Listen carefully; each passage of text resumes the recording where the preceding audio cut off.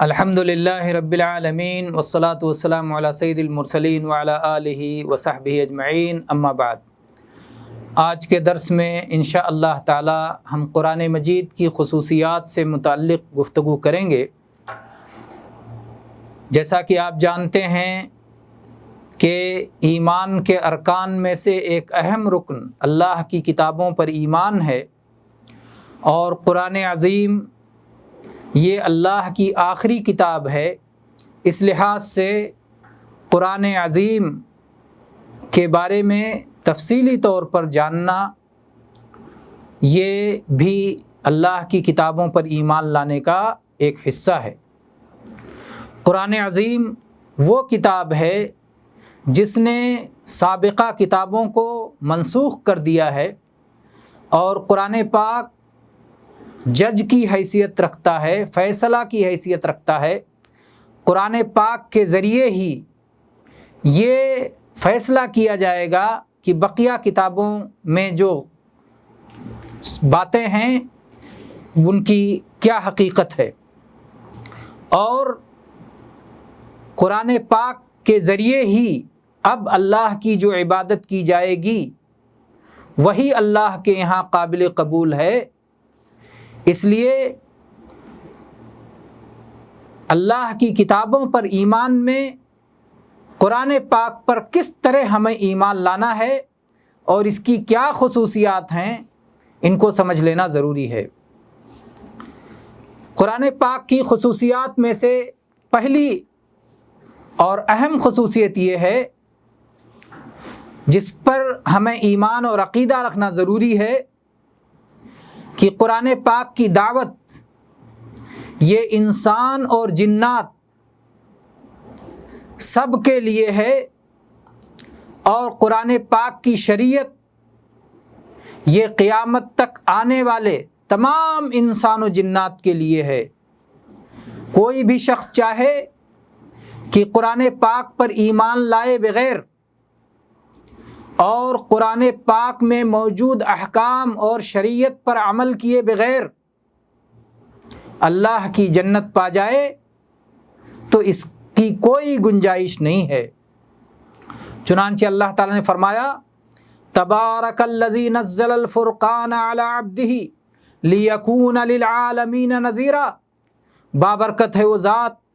جس نے اپنے بندے محمد صلی اللہ علیہ وسلم پر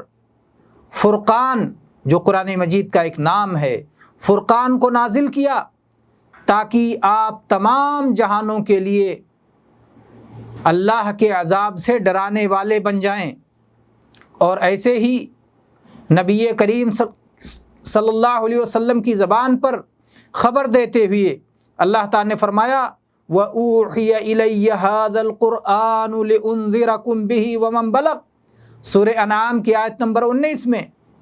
کہ مجھ پر اس قرآن پاک کی وحی کی گئی ہے تاکہ میں تمہیں اللہ کی طرف سے ڈر سنا دوں۔ اگر تم اپنی حالت پر باقی رہے، قرآن پر ایمان نہ لائے، قرآن کے احکام پر عمل نہیں کیا، تو تم اللہ کی طرف سے وعید سن لو، اور جس تک یہ قرآن پہنچے اس سب کے لیے اس میں نظارت ہے، بشارت و نظارت، یعنی اللہ تعالیٰ کی طرف سے خوشخبری ایمان لانے والوں کے لیے اور انکار کرنے والوں کے لیے ڈراوا اور وعید۔ اور ایسے ہی اللہ تعالیٰ نے سورہ جن میں فرمایا کہ جناتوں نے جب قرآن پاک کو سنا تو انہوں نے کہا، اِنَّا سَمِعْنَا قُرْآنًا عَجَبًا یہدی الی الرشد فآمنا بہ، کہ ہم نے ایک عجیب قرآن سنا جو خیر اور بھلائی کی طرف رہنمائی کرنے والا کلام ہے، ہم اس پر ایمان لے آئے۔ تو قرآن پاک جنات کے لیے بھی ہے، انسان کے لیے بھی ہے، قیامت تک آنے والے تمام انسان و جنات محمد صلی اللہ علیہ وسلم کی آمد کے بعد اور نزول قرآن کے بعد جو بھی آئیں، سب کی ذمہ داری ہے کہ اس قرآن پاک پر ایمان لائیں اور اس کے حکموں پر عمل کریں۔ اسی طرح سے قرآن پاک کی دوسری اہم خصوصیت یہ ہے کہ ایک صاحب ایمان کو یہ عقیدہ بھی رکھنا ہے کہ قرآن پاک کے ذریعے سابقہ تمام کتابیں منسوخ ہو چکی ہیں، اب اہل کتاب ہوں یا کوئی اور ہو، کسی کے لیے یہ جائز نہیں ہے کہ قرآن پاک کے آ جانے کے بعد وہ اپنی کتابوں کے مطابق اللہ کی عبادت کریں۔ اب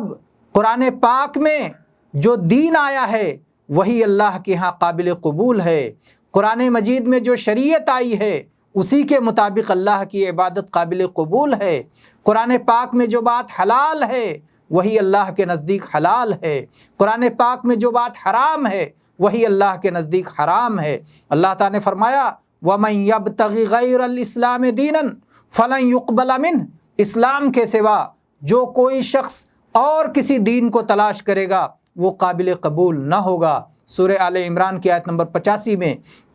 اور ایسے ہی اللہ تعالیٰ نے سورہ نساء کی آیت نمبر 105 میں فرمایا اِنَّا أَنزَلْنَا إِلَيْكَ الْكِتَابَ بِالْحَقِّ لِتَحْكُمَ بَيْنَ النَّاسِ بِمَا أَرَاكَ اللَّهُ، کہ ہم نے آپ پر یہ کتاب حق کے ساتھ نازل کیا ہے تاکہ آپ لوگوں کے درمیان اللہ کے دکھلائے ہوئے حکم کے مطابق فیصلہ کیا کریں۔ اور جابر بن عبداللہ رضی اللہ عنہ کی حدیث جو مسند احمد اور دوسری کتابوں میں موجود ہے حدیث کی، اور جسے آپ اس سے پہلے سن چکے ہیں کہ اللہ کے نبی صلی اللہ علیہ وسلم نے فرمایا والذی نفسی بیدہ لو ان موسیٰ کان حیا ما وسعہ الا ان یتبعنی، اس ذات کی قسم جس کے ہاتھ میں میری جان ہے، اگر موسیٰ علیہ السلام بھی زندہ ہوتے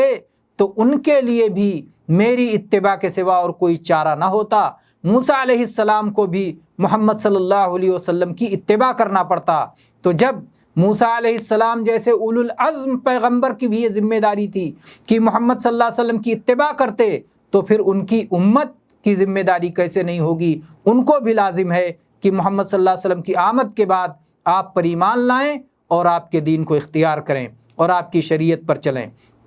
اسی طرح سے قرآن پاک کی تیسری خصوصیت یہ ہے کہ قرآن پاک کے ذریعے جو شریعت آئی ہے وہ نہایت آسان اور نہایت نرم اور نہایت قابل قبول شریعت ہے، اور سابقہ شریعتوں میں بعض ایسی چیزیں تھیں جو کہ سخت تھیں،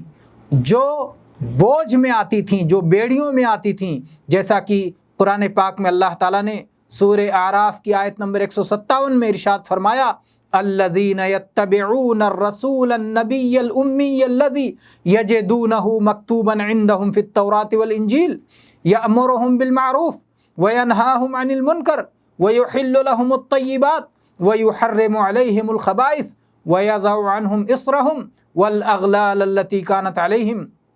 کہ وہ لوگ اس رسول کی پیروی کرتے ہیں، اس نبی کی پیروی کرتے ہیں جو لکھے پڑھے نہیں ہیں، اس رسول کی پیروی کرتے ہیں جن کی بشارت توریت اور انجیل میں موجود ہے، جو نبی بھلائی کا حکم دیتے ہیں، جو نبی برائیوں سے روکتے ہیں، جو نبی پاکیزہ چیزوں کو حلال فرماتے ہیں، خبیث چیزوں کو حرام فرماتے ہیں، اور جو ان بیڑیوں کو اور ان بوجھ کو اتار پھینکتے ہیں جو ان کے اوپر پڑی ہوئی تھی۔ اسی طرح سے قرآن پاک کی چوتھی خصوصیت یہ ہے کہ قرآن پاک اللہ کی کتابوں میں سے اکیلی وہ کتاب ہے، تنہا وہ کتاب ہے جس کی حفاظت کی ذمہ داری اللہ نے خود لے لی ہے، نہ اس کے الفاظ میں تحریف کی جا سکتی ہے، نہ اس کے معنی میں تحریف کی جا سکتی ہے۔ یہ قرآن پاک وہ کتاب ہے جو ہر قسم کی لفظی اور معنوی تحریف سے پاک ہے۔ اللہ تعالیٰ نے فرمایا اِنَّا نَحْنُ نَزَّلْنَا الذِّكْرَ وَإِنَّا لَهُ لَحَافِظُونَ، سورہ حجر کی آیت نمبر 9۔ اور ایسے ہی اللہ تعالیٰ نے فرمایا لَا يَأْتِيهِ الْبَاطِلُ مِن بَيْنِ يَدَيْهِ وَلَا مِن خَلْفِهِ تَنزِيلٌ مِّن حَكِيمٍ حَمِيدٍ، سورہ فصلت کی آیت نمبر 42۔ اور اللہ تعالیٰ نے یہ بھی بتایا کہ اس کی تفسیر، اس کی وضاحت اور اس میں جو شریعت ہے یہ سب اللہ تبارک و تعالیٰ خود بیان کرے گا، اور اس کے بیان اور وضاحت کی ذمہ داری بھی اللہ نے خود لی ہے۔ اللہ تعالیٰ نے فرمایا اِنَّ عَلَيْنَا جَمْعَهُ وَقُرْآنَهُ فَإِذَا قَرَأْنَاهُ فَاتَّبِعْ قُرْآنَهُ ثُمَّ إِنَّ عَلَيْنَا بَيَانَهُ، کہ قرآن پاک کو جمع کر دینا، قرآن پاک کو پڑھا دینا، یہ سب ہماری ذمہ داری ہے، اور جب ہم آپ کو پڑھا دیں تو آپ اس کی اتباع کریں، جیسا پڑھایا جائے ویسے پڑھیں، اور پھر اس کی بیان اور وضاحت بھی ہمارے ذمے ہے۔ امام ابن کثیر رحمہ اللہ اس آیت کی تفسیر میں لکھتے ہیں، یعنی قرآن پاک کی حفظ کے بعد اور اس کی تلاوت کے بعد اس کی بیان اور وضاحت بھی ہم کریں گے، اور ہمارا کیا ارادہ ہے، ہم کیا چاہتے ہیں، ہماری طرف سے شریعت کیا ہو، یہ معنی کو بھی ہم آپ کے دل میں الہام کر دیں گے۔ اور چنانچہ آپ تاریخ اسلام کو دیکھ لیں کہ اللہ تعالیٰ نے کس طرح سے بڑے بڑے علماء کو اپنی کتاب کی حفاظت کی ذمہ داری دی، اور ان لوگوں نے اس ذمہ داری کو بھرپور انداز میں ادا کیا۔ نبی کریم صلی اللہ علیہ وسلم کے زمانے سے لے کر آج تک قرآن پاک کے الفاظ کی حفاظت کی گئی، قرآن پاک کے معنی کو سمجھا گیا، قرآن پاک پر عمل کیا گیا، استقامت کے ساتھ بالکل ٹھیک ٹھاک قرآن پاک کی خدمت کے جو بھی میدان ہو سکتے تھے، قرآن پاک کی حفظ اور یاد کرنے کے جو میدان ہو سکتے تھے، کسی میدان کو چھوڑا نہیں گیا۔ ہر ایک میں لمبی لمبی بڑی بڑی کتابیں تصنیف کی گئیں، کسی نے تفسیر میں تصنیف کی، کسی نے قرآن پاک کی تحریر، قرآن پاک کی کتابت میں کتاب تالیف کی، کسی نے قرأتوں کے بارے میں کی، کیسی کیسی قرأتیں اور کیسے کیسے پڑھا جائے گا اور کیسے کیسے پڑھا گیا ہے، قرأتوں کے بارے میں تالیف کی، کسی نے محکم اور متشابہ کے بارے میں کتاب لکھی، کسی نے مکی اور مدنی کے بارے میں کتاب لکھی، کسی نے احکام اور مسائل سے متعلق کتاب لکھی، کسی نے ناسخ و منسوخ سے متعلق کتاب لکھی، کسی نے اسباب نزول سے متعلق کتاب لکھی، کسی نے امثال قرآنی سے متعلق کتاب لکھی، کسی نے اعجاز قرآن کے بارے میں کتاب لکھی، کسی نے غریب الفاظ کے بارے میں کتاب تالیف کی، کسی نے قرآن پاک کے اعراب اور تراکیب کے تعلق سے کتاب لکھی، اور اس کے علاوہ مختلف طور سے قرآن پاک کی خدمت کی گئی۔ اور ظاہر بات ہے کہ ان سارے میدانوں میں جو خدمت ہوئی، سب میں اللہ تعالیٰ نے جو اپنی کتاب کی حفاظت کا وعدہ کیا تھا، اس کے ذریعے سے اللہ کے اس وعدے کو پورا کیا گیا، اور چنانچہ آج قرآن مجید محفوظ ہے پوری طرح جیسے نازل ہوا تھا، اس کی اسی طرح سے تلاوت کی جاتی ہے، اور اسی طرح سے اس کو سمجھا جاتا ہے اور اس پر عمل کیا جاتا ہے جس طرح سے قرآن پاک نازل ہوا تھا، بالکل تر و تازہ ہے۔ اسی طرح سے قرآن پاک کے بارے میں قرآن پاک کی یہ خصوصیت بھی ہے کہ قرآن پاک بہت قسم کے اعجاز پر مشتمل ہے۔ قرآن پاک کی 5ویں خصوصیت جس کے بارے میں ہمیں عقیدہ رکھنا چاہیے کہ قرآن پاک معجزہ ہے اور زندہ معجزہ ہے، اور بہت سارے اعجاز کی صورتیں ایسی ہیں جس میں سابقہ کتابوں کے یہ شریک ہے، جو اعجاز ان کتابوں میں تھی وہ اعجاز اس میں بھی ہے، اور بہت ساری اس کی الگ سے اس کے اندر اعجاز ہے جو ان کتابوں میں نہیں تھی۔ یہ اللہ تعالیٰ کی طرف سے بہت عظیم الشان معجزہ ہے، اور یہ قیامت تک اللہ تعالیٰ کی طرف سے باقی رہنے والی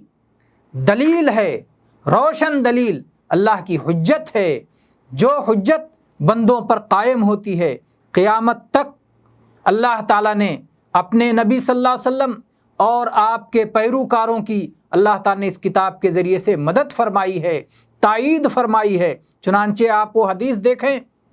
جو کہ صحیح بخاری میں 4981 نمبر پر اور صحیح مسلم میں 152 نمبر پر موجود ہے کہ اللہ کے نبی صلی اللہ علیہ وسلم فرمایا، ما من الانبیاء نبی الا اعطی من الآیات ما مثلہ آمن علیہ البشر، کہ اس سے پہلے جو نبی بھی آتے تھے ان کو اس طرح کی آیات اور نشانیاں دی جاتی تھیں جس طرح کی آیات اور نشانیوں کو دیکھ کر لوگ ایمان لایا کرتے تھے۔ وَإِنَّمَا كَانَ الَّذِي أُوتِيتُهُ وَحْيًا أَوْحَاهُ اللَّهُ إِلَيْهِ، اللہ تعالیٰ نے مجھے جو نشانی دی ہے، مجھے جو معجزہ دیا ہے، وہ وحی کا معجزہ دیا ہے جو اللہ نے مجھ پر وحی کی ہے، کہ جو قرآن پاک ہے جو زندہ معجزہ ہے، اور اس کی بنیاد پر اللہ کے نبی نے فرمایا فَأَرْجُو أَنْ أَكُونَ أَكْثَرَهُمْ تَابِعًا يَوْمَ الْقِيَامَةِ، مجھے امید ہے کہ اس بنا پر میرے پیروکار اور مجھ پر ایمان لانے والے قیامت تک سب سے زیادہ رہیں گے، کیونکہ یہ زندہ معجزہ ہے۔ موسیٰ علیہ السلام آئے، موسیٰ علیہ السلام نے لاٹھی پھینکی، لاٹھی سانپ بن کر کے دوڑنے لگی، موسیٰ علیہ السلام چلے گئے، آپ کی لاٹھی کا معجزہ بھی چلا گیا۔ لیکن قرآن پاک محمد الرسول اللہ صلی اللہ علیہ وسلم پر نازل ہوا، آپ اس دنیا سے چلے گئے، لیکن آپ کا معجزہ باقی ہے، اور قیامت تک یہ معجزہ باقی رہے گا۔ لوگ اسے پڑھتے رہیں گے، اس کے اندر سے معانی کے خزانے نکالتے رہیں گے، سمجھتے رہیں گے، اور اعجاز کی مختلف صورتیں اس سے ظاہر ہوتی رہیں گی۔ قرآن پاک کی اور خصوصیات انشاءاللہ ہم اگلے درس میں بتائیں گے کہ اور خصوصیات کیا ہیں۔ آج اسی پر اکتفا کرتے ہیں۔ وآخر دعوانا ان الحمد للہ رب العالمین وصلی اللہ علی نبینا وسلم۔